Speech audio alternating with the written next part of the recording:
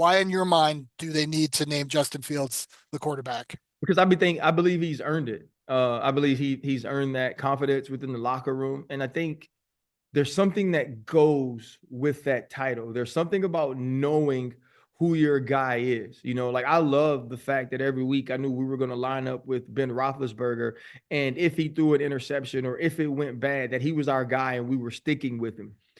Sort of having that just that ambiguity. I can't think of the word.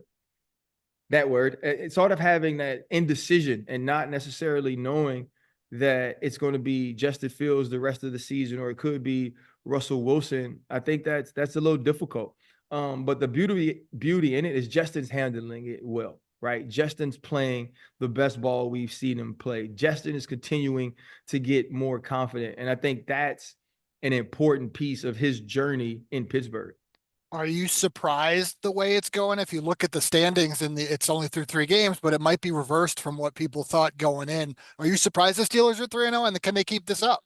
No, I think you felt like if the Steelers got competent quarterback play, they could be a competitive team. Let's be honest. They didn't get competent quarterback play from Kenny Pickett.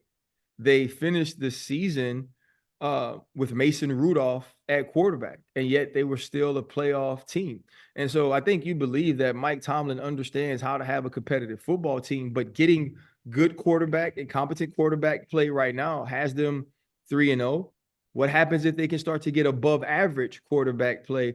Does that make them a true contender? And I believe that's the state that they're in now when you're talking about Justin Fields. Can he take that next step? The first thing is Bill Belichick's game plan is out of this world. He goes back 3 decades into Pittsburgh Steelers defensive history. And we're talking about head coaches, defensive coordinators, player by player, from outside linebackers to safety, and kind of how they've always been very similar, but how it's evolved over decades. And now what the Indianapolis Colts have to do to stop it, we dive into the quarterbacks, Jaden Daniels, and what he was able to do in Monday night in Cincinnati, Justin Fields taking hold of that position in Pittsburgh. But we also talk a little bit about Andy Dalton and Bryce Young. Chad Johnson, he apologized on his Nightcap podcast, but he was hard on that team.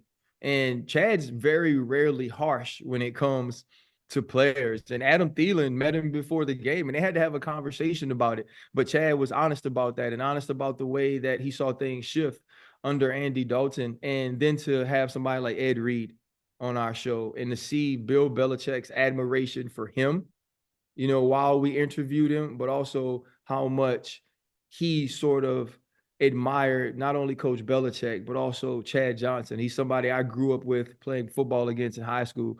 So it's going to be a great show this week. You mentioned Coach Belichick. You obviously played against him. You played for a future Hall of Fame coach yourself. What's it like working with Bill? I'm going to say this, and he probably doesn't want me to. Coach Belichick is so nice, like legitimately just a nice human. And I didn't know, right? Because all you got from him was what you saw through the media. You didn't really get to know the person. You didn't really get to know the coach. And I can truly say coming in here and working with Coach Belichick every day is really a joy, but also the wealth of knowledge that he is. Like, it's like having, I don't know if you remember on Back to the Future when he had the sports almanac. Mm-hmm. So it working with Bill Belichick is like, it's like having a football almanac and sort of his understanding of the history of football, how it applies today. And, you could see why he was so close to the Sables here at NFL Films. It was because he truly cared about the history and the story of the NFL. I literally was just watching the TV. I looked over and the bottom line said uh, Bill Belichick can play for Jaguars in 2025. Just being around him, do you get the feel that he'll have the itch and he'll want to be back on the sideline? Once a coach, So, always a coach. I don't know. I'm not going to put words in coach's mouth, but I have talked to him about if he becomes a head coach, going with him as his assistant general manager. And so if that happens, inside the NFL, we're just going to take it to whatever team we're on, and we're just going to do it every week from there.